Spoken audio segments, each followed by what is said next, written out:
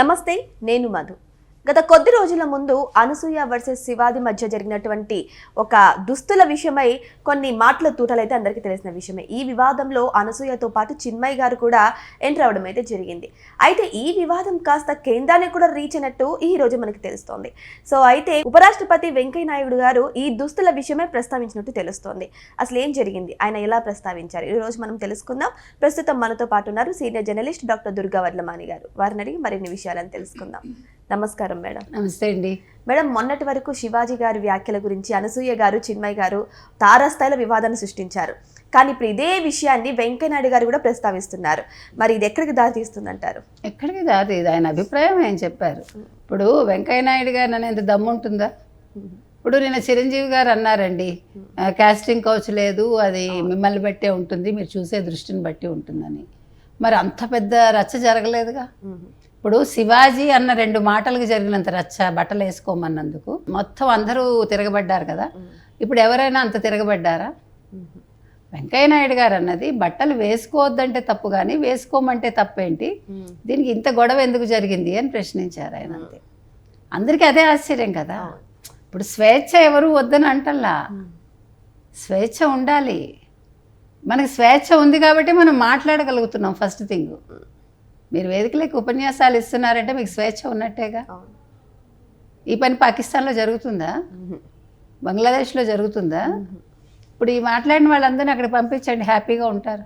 నిన్న వేటూరు సుందరరామూర్తి 90వ సాహిత్యాభిమానుల సమితి అన్నమాట ఇది. వీళ్ళేమో అమెరికా వాళ్ళకి సంబంధించింది. తోటకూరు ప్రసాద్ గారని ఆయన నిర్వహించారు. ఇక్కడ మాదాపూర్ శిల్పకళా వేదికలో జరిగింది. సో ఈ సందర్భంగా వెంకయ్య అని ఒక ఆయన జ్యోతి ప్రజ్వలన చేశారట. తర్వాత వారి భార్య, వేటూరు గారి భార్య సీతామహాలక్ష్మి, పెద్ద కొడుకు కూడా వచ్చారు, హాజరయ్యారు. తర్వాత సినీ సంగీత దర్శకులు చాలామంది వచ్చారు. వాళ్ళల్లో మనకు తెలిసి మాధవపెద్ది సురేష్ ఉన్నారు, సినీ నటుడు తనికెళ్ల భరణి, గేయ రచయితలు జొన్నవిత్తుల చంద్రబోస్ వచ్చారు. తర్వాత సంగీత దర్శకులు మాధవపెద్ది సురేషు, కోటి, రామజోగయ్య, మణిశర్మ, తర్వాత దర్శకుడు విఎన్ ఆదిత్య, తర్వాత గాయకులు ఎస్పి శైలజ, ఎస్పి చరణ్ కూడా హాజరయ్యారట. ఈ సందర్భంగా ముఖ్య అతిథిగా పాల్గొన్న మన వెంకయ్యనాయుడు గారు మాట్లాడుతూ, మాజీ ఉపరాష్ట్రపతి వారు అన్నారు, బట్టలు వేసుకోమంటే బాధపడ్డం ఏంటి, వేసుకోవద్దంటే బాధపడాలి, కానీ దీని మీద ఇంత పెద్ద ఎత్తున చర్చ జరగటం ఏంటి అని ఆయన బాధపడ్డారు. దీన్ని ఎవరు ఎలా తీసుకుంటే అలాగా. ఎందుకంటే ఇప్పుడు చిరంజీవి గారు చెప్పింది కూడా మనం మాట్లాడాం. ఇప్పుడు సుస్మితకి మీరు అవకాశం ఇచ్చారు, సంతోషం. వారెవరు సుప్రియ, ఆవిడ వచ్చి అక్కినేని కాంపౌండ్ నుంచి వచ్చింది ఆవిడ. తర్వాత అశ్విని దత్ గారి పిల్లలు, స్వప్నాదత్తు, మిగతా వాళ్ళు రాగలిగారంటే వాళ్ళ నాన్నగారు ఒక పెద్ద ప్రొడ్యూసరు. అదేవిధంగా ఇంకా మీరు తీసుకుంటే బాలకృష్ణ గారు అమ్మాయి, ఇట్లా చెప్పుకుంటూ వెళ్తే అంటే వాళ్ళ పేరెంట్స్ కానీ, అంటే వాళ్ళ ఫాదరో ఇంకెవరో ఇండస్ట్రీలో నిలదొక్కున్న వాళ్ళ పిల్లలే బయటకు వస్తున్నారు. వాళ్ళకేమీ కాస్టింగ్ కౌచ్ ఉండదు. ఎవడు ధైర్యం చేస్తాడు? ఎవడు చేయడు కదా. నేను అనేది ఏంటంటే ఆయన అందరూ రావాలి, ఆడపిల్లలు ముందుకు రావాలి, బిడ్డలు కూడా సమానంగా ఉండాలి మగపిల్లలతో సమానంగా అనేది ఆయన ఇవాళ చెప్తున్నారు. కానీ మనందరిళ్ళల్లో ఎప్పుడో మన పేరెంట్స్ అది చేశారు, నేను అది తప్పు పట్టట్లా. కానీ కాస్టింగ్ కౌచ్ లేదు అంటే ఇప్పుడు అవసరానికి కరెక్టే, అవసరానికే ఎవరైనా వెళ్తారు. మనం నిన్న కూడా మాట్లాడుకున్నాం. ఇప్పుడు అవసరానికి వెళ్ళి తర్వాత ఎప్పుడో 10 ఏళ్ల తర్వాత వాడెవడో నన్ను ఇది చేశాడు అంటాం, తప్పు కదా. మీరు అప్పుడే తేల్చుకోవాలి, అప్పుడే రియాక్ట్ అవ్వాలి. మీకు ఇది కాదు అనుకుంటే మీరు ఇంట్లో కూర్చోవాలి, దానికి ఎవడో ఏం చేయలేడు. ఇప్పుడు కొన్ని విషయాలు అవి మనం మొన్న కూడా మాట్లాడాం, మీడియా అయినా అంతే. మీడియాలో లేదా? ఎందుకు లేదు? మీరు యాంకర్స్ని అడగండి, మాట్లాడతారు. అమ్మాయిలను అడగండి, చిన్న చిన్న పిల్లల్ని చెప్తారు వాళ్ళు. చాలామంది ఎందుకు ఉద్యోగాలు మారుతూ వస్తారు? ఈ ప్రాబ్లమ్స్ వల్ల. ఇప్పుడు మీకు కాస్టింగ్ కౌచ్ లేదంటే మిమ్మల్ని మానసికంగా వేధించడం అంటే మీ చేయి పట్టుకోవడం ఒక్కటే కాదు, వాళ్ళు మాట్లాడే మాటలు, వాళ్ళు వ్యక్తం చేసే సంజ్ఞలు, బూతులు మాట్లాడతారు తెలుసా కొంతమంది, లేదా ఇండైరెక్ట్గా మాట్లాడతారు, అది కూడా వేదనే కదా. ఇవన్నీ మనందరం భరించాం. నేను మీ అందరికంటే ఎక్కువ భరించాను, ఎందుకంటే అప్పుడు అమ్మాయిలు తక్కువ. నేను ఫస్ట్ పొలిటికల్ రిపోర్టర్ చెన్నైలో, తెలుసా మీకు? ఎస్, రోజు అనుభవించేదాన్ని నేను. వాళ్ళు మనకి తెలుసు మనం వింటున్నామని, నెగిటివ్గా లేదంటే ద్వంద్వార్థాలతో మాట్లాడడం ఇవన్నీ చేస్తారు. అవన్నీ ఉంటాయి, కానీ అది మనం ప్రూవ్ చేయలేం. లేదంటే ఇంట్లో కూర్చోవాలి, లేదంటే మనం ధైర్యంగా ఎదుర్కొని ఎంతకాలం పోరాడతాం? ప్రతిరోజు నిత్య పోరాటాలు అవన్నీ.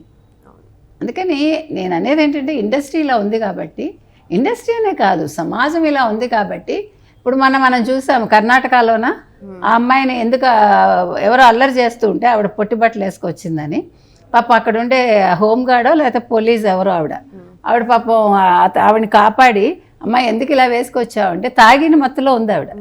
ఈవిని కొట్టి అసలు ఏమైనా అర్థం ఉందా? తల్లిదండ్రులను కొడుతున్నారండి పిల్లలు, ఆడపిల్లలు. అంటే మగపిల్లలు కూడా కొట్టేవాళ్ళు ఉన్నారు. మీరు కావాలంటే గమనించుకోండి, ఎన్ని ఫ్యామిలీస్లో ఈ గొడవ ఉందంటే పబ్బులకు వెళ్తారు, తాగుతారు, గంజాయి తీసుకుంటారు, మరొకటి చేస్తారు, ఇంటికి వచ్చి తల్లిదండ్రులని హెరాస్ చేస్తారు. మరి ఇవన్నీ ఈ వేదనలన్నీ ఎవడు పడాలి? ఇప్పుడు మనందరం కూడా వేసుకోండి బట్టలని నేను చెప్తా, మీరు అలా చూడకూడదంటే అదే కదా గొడవ. ఎవరిని మీరు కంట్రోల్ చేస్తారు? బయటకు వచ్చాక మీరు ఒక సెలబ్రిటీ అయ్యాక అప్పుడు అసలు మీ సినిమాలు కూడా చూడకూడదు కదా. అవును, అసలు మీరు స్టేట్మెంట్స్ ఇవ్వకండి, ఇంకో పలానా చోటకి వెళ్తున్నా మీరు రండి అని చెప్పకండి, మీ సినిమాలు చూడమని చెప్పకండి, వద్దు నా సినిమాలు చూడకండి, మీరు నన్ను మళ్ళీ బట్టలు వేసుకోమంటారని అనకండి. అంటే ఇవన్నీ కూడా మనం ఇవాళ హితవు చెప్తే పడదు అంటే అప్పుడు ఈ సమాజం మీరు ఉండాలా వద్దా మీరు డిసైడ్ చేసుకోండి. ఇప్పుడు నాకు ఇప్పటికే ఒక పాయింట్ మాత్రం అర్థం కాలేదు. మీకు గుర్తుంటే కనుకైతే ఆ రోజు జేఏసీ ఒకటి మహిళా జేఏసీ అని వాళ్ళు ఫామ్ అయ్యి ఒక ప్రెస్ మీట్ పెట్టినప్పుడు ఇవిడ జూమ్లోకి వచ్చి ఎవరు అనసూయ గారు ఒక మాట అంది, శివాజీకి వచ్చిన ఆ మద్దతు చూసి నాకు భయం వేసిందంది. అది మనకు అర్థం కాలే, నాకు ఇప్పటికీ ఆ పాయింట్ అర్థం కావట్లేదు. అంటే ఆ మద్దతు చూసి మీరు భయపడి ఇంత గొడవ చేశారా? అంటే సమాజం అనేది ఎప్పుడు కూడా మంచి వైపే ఉంటుంది, అది మనం గుర్తించాలి. మీకు డబ్బులు ఎక్కువయ్యాయి, డబ్బులు లేనప్పుడు మీరు నేను పోరాడే శక్తి లేదు అని అప్పుడు మీరే ఒప్పుకున్నారు. ఇప్పుడు డబ్బు వచ్చింది కాబట్టి మీకు పోరాట పటిమ వచ్చింది, ఓకే, అది మీ ఇష్టం, అసలు దాని గురించి మనకి ఇష్యూనే లేదు. ఇప్పుడు ఆవిడ కేసులు పెట్టారు, ఇంకా ఇంతవరకు ఏమీ తేలలేదు, అది కూడా ఆవిడ ఇష్టమే. మీరు కేసులు ఎందుకు పెట్టారో మనం ప్రశ్నించాం, ఎందుకంటే మనం కూడా న్యాయ పోరాటం చేస్తాం. అవసరమైతే ఎవడైనా కూడా తిరిగి కేసు పెట్టే హక్కు ఉంటుంది కదా. ఇప్పుడు నా పరువుకు భంగం కలిగిస్తే నేను మీ మీద సూట్ అయ్యచ్చు. సో అందుకని ఎవరికి వాటి నిర్ణయాలు తీసుకుంటా. ఇప్పుడు ఈ ఊరికి ఆ ఊరు ఎంత, ఆ ఊరికి ఈ ఊరు అంతే దూరం. కాబట్టి ఇవాళ వెంకయ్య నాయుడు గారు ఈ మాట అన్నారు కాబట్టి ఇది రచ్చ అవుతుందా, దీని మీద స్పందిస్తారా అంటే స్పందించనివ్వండి, వాళ్ళ ఇష్టం. కొన్ని రోజులు మళ్ళీ ఇది నడుస్తుంది అంతే, టైంపాస్గా అనుకోవాలి. అనసూయ గారు ఆల్రెడీ శివాజీ గారి ఇష్యూతోనే కామ్ అయిపోయారు, క్షమాపణ చెప్పేసారు, అయిపోయింది. కానీ చిన్మయ్ గారు అలా ఉండడం లేదు. ఎందుకంటే మళ్ళీ రీసెంట్గా మొన్న చిరంజీవి గారు అన్న కాస్టింగ్ కౌచ్ గురించి కూడా మాట్లాడడం అయితే జరిగింది. కానీ మీరు చూసారా, మీరు ఒకటి గమనించండి, చిరంజీవి విషయానికి వచ్చేసరికి వీళ్ళందరూ చాలా మర్యాదగా మాట్లాడుతున్నారు. ఎందుకని శివాజీ అనేసరికి ఎందుకు మీకు అంత తేడా అంటే వాళ్ళకి భయం అన్నమాట. ఇప్పుడు మీరు అందరినీ ఒకేలా చూడాలి కదా, అందరూ మగవాళ్లేగా. మరి నా పాయింట్ మీకు అర్థమైందా? చిరంజీవి గారు అనేసి కొంచెం మర్యాదగా మాట్లాడుతున్నారు.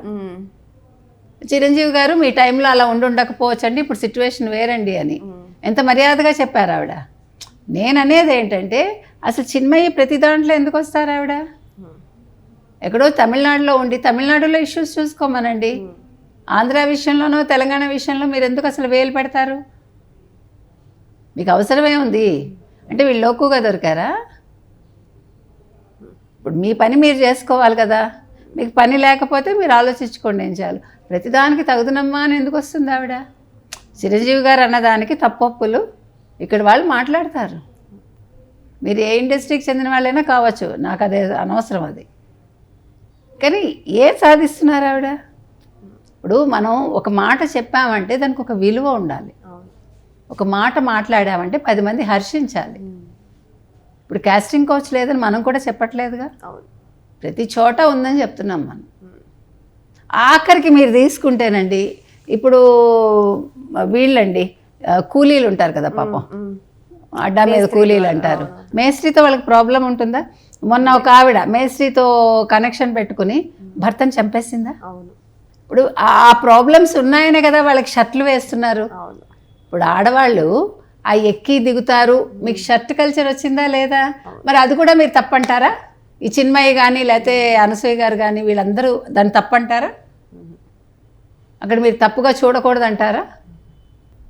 మీరు ఫస్ట్ వాళ్ళ గురించి ఆలోచించాలి. మనం కింది స్థాయి వ్యక్తులు ఎంత కష్టపడుతున్నారు. పని వాళ్ళకు ఉండదండి హెరాస్మెంట్. మీరు చూడండి, ఇప్పుడు గేటెడ్లో ఉన్నారు. గేటెడ్ ఎందుకు, మామూలు చిన్న చిన్న బిల్డింగ్స్లో కూడా పని వాళ్ళు వస్తారండి. ఆ వాచ్మెన్తో నవ్వుతూ మాట్లాడితే వాడు ఎలా చేస్తాడు? మీరు ఇది నేను చాలాసార్లు చూసా. లేదనుకోండి, వాడు ఎప్పుడు మటమట్లాడుతూ ఆవిడని ఏదో ఒక దాంట్లో ఇరికించాలని చూస్తూ ఉంటాడు. అక్కడ ఏదో జరిగిపోతుందని కాదు, కానీ ఆ అట్రాక్షన్ అనేది నేను మాట్లాడుతాను. సో ఇవన్నీ మీరు సమర్థించండి. ఇప్పుడు వీళ్ళందరూ కూడా సెలబ్రిటీస్ గురించి మాట్లాడటం కాదు, కింది స్థాయిలో జరుగుతున్న వీటన్నింటినీ మీరందరూ కూడా కలిసికట్టుగా అరికట్టండి అని అడుగుతున్నా. నేను కూడా మనం కూడా వాళ్ళతో చేతులు కలుపుతాం. ఇప్పుడు మనం ఎక్కడికక్కడ మనం ట్రై చేస్తాం అంతే, అందరినీ మనం ఉద్ధరించలేము. కానీ కింది స్థాయి నుంచి రావాలి. మీకు సెలబ్రిటీస్కి ఎందుకు మనం మాట్లాడడం? వాళ్ళు సెలబ్రిటీస్ కాబట్టి మనం మాట్లాడక్కర్లే. వాళ్ళకేముంది, కారులో వస్తారు వెళ్ళిపోతారు, వాళ్ళకి 100 మంది సెక్యూరిటీ వస్తారు కావాలంటే. కానీ వీళ్ళకి అలా రారు. ఇప్పుడు మీరు ఆ అమ్మాయినే తప్పు పడతారు. మళ్ళీ నేను అది కూడా చెప్తున్నా, విక్టిమ్ ఎవరైతే ఉంటారో మీరు నేను కూడా విక్టిమ్నే అంటాం.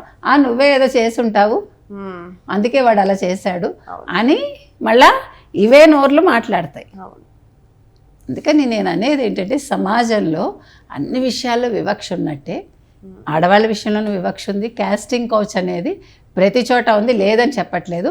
కానీ చిరంజీవి విషయంలో మీరందరూ ఎందుకు హోరెత్తిపోయి, ఎందుకు మరి నెగిటివ్గా మాట్లాడలేకపోయారు? సోబర్గా ఎందుకు మాట్లాడుతున్నారు? నా ప్రశ్న అదొకటే. కాబట్టి ఇవాళ వెంకయ్య నాయుడు గారు మాట్లాడిన దాని మీద ఎటువంటి చర్చ జరిగినా ఏం పర్వాలేదు. ఐ డోంట్ థింక్ దట్ ఆయన అనేవాళ్ళు ఉంటారని. ఏదో 1-2 మాటలు ఇప్పుడు చిరంజీవి గారిని అన్నట్టే సాధారణంగానే వదిలేయచ్చు.